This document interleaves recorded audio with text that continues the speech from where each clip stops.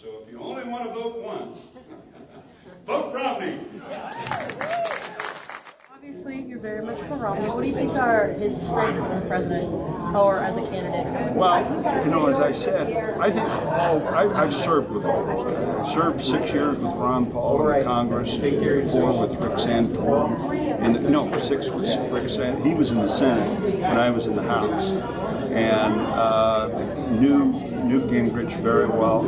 And I think they're all conservative, and I think that's what we need is a conservative philosophy to get us out of this problem that we're in. But I think he's the most successful conservative because he does have business experience. He does have executive experience as the leader of a government, the Massachusetts government. And I say again, he's a turnaround expert. I've watched him happen. Do you ever doubt his conservative credentials when it comes to, I know you addressed healthcare in your speech, but social issues, I know he's been attacked a lot by other groups about maybe vacillating on issues like abortion or gay marriage. Do you see that as an issue? Well, I think what you've got to do, the other thing that you always have to, I don't doubt his principled stand on those things. But what you have to remember, and I run up against that constantly, which is why I end up vetoing bills.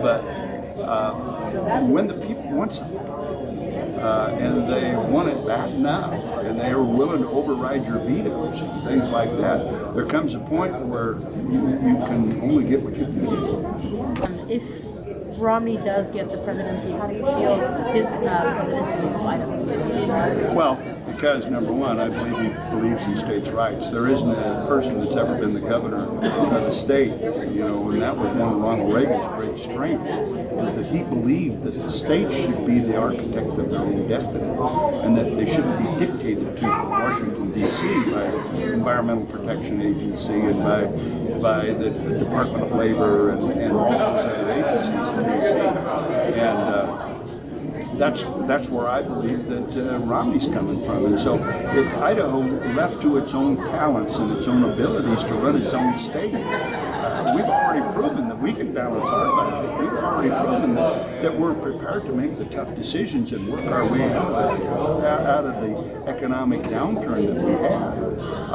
Our unemployment is a whole point better than it was a year ago. And it didn't have anything to do with the stimulus package. All that money went to Michigan, to the automobile companies. Look at the problems that they're in. Anyway, I just think that Idaho is going to be a whole lot better off designing our own healthcare system and being allowed to do that. Having the ability to manage our own state and our regulatory policies in the state. It should be natural, and it's probably right. Certain standards are met, but when it comes right down to it, we ought to be deciding those things in Idaho. I mean, we care about our state. They act like we don't care about our environment. We don't care about clean water. We don't care about clean air. We do. Yet all their rules and regulations are being forced on us, and it becomes one size fits all. What works in Idaho may not work in some other state, or what works in some other state may not work in Idaho. And when the federal government passes a law, then we're all bound by it. What about Paul? He's huge on states' rights.